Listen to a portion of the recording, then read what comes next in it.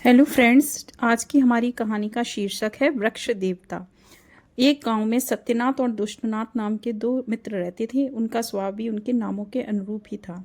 सत्यनाथ बहुत ही ईमानदार, सत्यनिष्ठ और मेहनती था, जबकि दुष्टनाथ एक धोखेबाज और क्रूर स्वभाव का व्यक्ति था।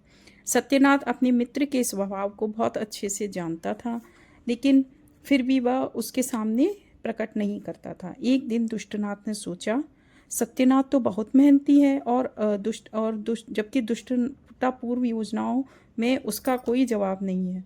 अगर हमारे दोनों के गुण मिल जाएं तो हम तो कमाल कर देंगे। मैं उसे अपने साथ शहर लेकर कमाने के लिए मना लूँगा। बाद में चालाकी से उसके धन पर भी अपना अधिकार कर लूँगा। एक दिन अवसर पाकर दुष्टनाथ सत्यनाथ से बोला, प्यारे दोस्त, मेरे विचार से हमें शहर चलकर धन कमाना चाहिए। यहाँ गांव में कुछ भी नहीं रखा। जीवन का कोई भरोसा नहीं है। पता नहीं कब हमें धन की आवश्यकता पड़ जाए। बुद्धिमानी यही है कि हम शहर चलकर धन कमा लें और अपने सुरक्षित भविष्य की व्यवस्था कर लें। सत्यनाथ को दुष्टनाथ की बात जच गई। अगले ही दिन वे दोनों शहर की ओर चल पड़े। दोनों को ही शहर में अच्छी नौकरियां मिल गईं। वे शहर में 1 साल तक रहे और अवधि में उन्होंने बहुत धन कमा लिया और गांव लौटने का निश्चय किया। मार्ग में दुष्टनाथ ने कहा, मेरे ख्याल से हमें थोड़ा सा धन, जितना ज़रूरत है उतना लेकर जाना चाहिए और बाकी जंगल में ही गाड़ देना चाहिए। उसकी बात सुनकर सत्यनाथ बोला, बात तो तुम ठीक कह रहे हो। क्या तुम ऐसी कोई जगह जानते हो जहाँ पर हम अपना धन गाड़ सकें?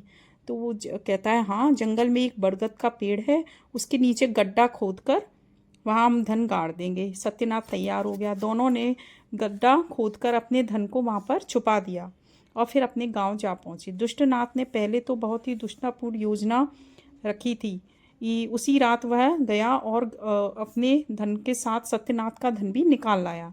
कुछ दिनों बाद दुष्टनाथ सत्यनाथ के पास जाकर बोला, सत्य, जरा मेरे साथ चलो, मुझे धन की ज़रूरत है। वह तुरंत ही दुष्टनाथ के साथ गया। बरगद के पेड़ के नीचे गड्ढा खोदा तो सत्यनाथ आश्चर्य से उछला, अरे, हमारा धन कहाँ चला गया? किसी ने पहले से ही हमारा धन यहाँ से निकाल लिया है। दुष्टनाथ तो पहले से ही इस स्थिति को जानता था और घड़ियाली आंसू बहाता हुआ चिल्लाया, तुम ही वह चोर हो, तुमने ही मेरी मेहनत की कमाई हड़प ली है। इस वजह से दोनों मालूम हुआ। फिर और दुष्टनाथ मुखिया के पास जाकर इंसाफ मांगने लगा। मुखिया ने तुरंत ही सत्यनाथ को बुलाया। सत्यनाथ बेकसूर होने की दुहाई देने लगा। तब मुखिया ने कहा, इस मामले का फैसला करना मुश्किल है क्योंकि इसमें कोई प्रमाण नहीं है। तो दुष्टनाथ तुरंत बोला कि नहीं मुखिया जी, मेरे पास सत्यनाथ की बदमाशी का एक गवाह है। उस बरगद के पेड़ पर वृक्ष देवता ने सत्यनाथ की सारी करतूत देखी होगी। मुझे पूरा विश्वास है, अगर उनसे यह बात पूछी जाएगी तो वो ज़रूर बताएंगे। दुष्टनाथ की बात सुनकर मुखिया के माथे पर बल पड़ा और समझ गया दाल में कुछ काला है। उसने गांव वालों के साथ सत्यनाथ के साथ जाकर बरगद के पेड़ पर पहुंचकर मुखिया के हाथ जोड़ा और, वृक्ष देवता, मुझे बताइए दोषी कौन है? तुरंत ही वृक्ष के तने से आवाज़ आई, यह सारी करतूत सत्यनाथ की है। वहां मौजूद गांव वाले सुनकर भौचक्के हो गए। उन्हें विश्वास नहीं रहा कि सत्यनाथ ऐसी हरकत कर सकता है। तभी मुखिया मुस्कुराया। उसने सत्यनाथ के से कुछ सूखी लकड़ियां इकट्ठी करके उन्हें बरगद के नीचे जमा करने के लिए कहा। सत्यनाथ ने ऐसा ही किया। दुष्टनाथ हक्का बक्का होकर यह सब देख रहा था। उसने मुखिया से कहा, मुखिया जी, अब किस बात का इंतजार है? अब तो वृक्ष देवता भी मेरी गवाही दे दी है। तब लेकिन मुखिया ने उसकी बात नहीं का जवाब नहीं दिया।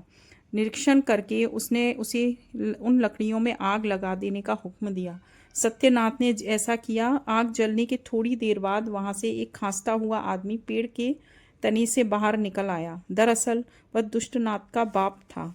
उसने पहले से ही बरगद के खोखले तने में उसे छुपा दिया था। गांव वालों को दुष्टनाथ की चालाकी समझते हुए देर नहीं लगी और मुखिया हंसते हुए दुष्टनाथ से बोला, मैं तो तुम्हारी पहले से ही सारी चालाकी समझ गया था। यह सब मैंने इसलिए किया ताकि गांव वालों को भी तुम्हारी सत्यता का प्रमाण मिल जाए। अब तुम्हारी बेहतरी इसी में है कि तुम अपना अपराध स्वीकार कर लो।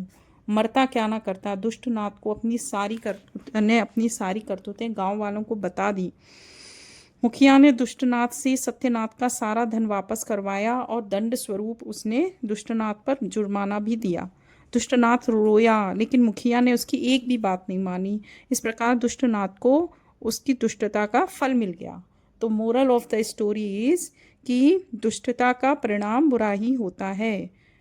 जो बुरा करेगा उसको टिट फॉर टैट वाली कंडीशन है, जिसको जैसा फल बोएगा वैसा ही पाएगा।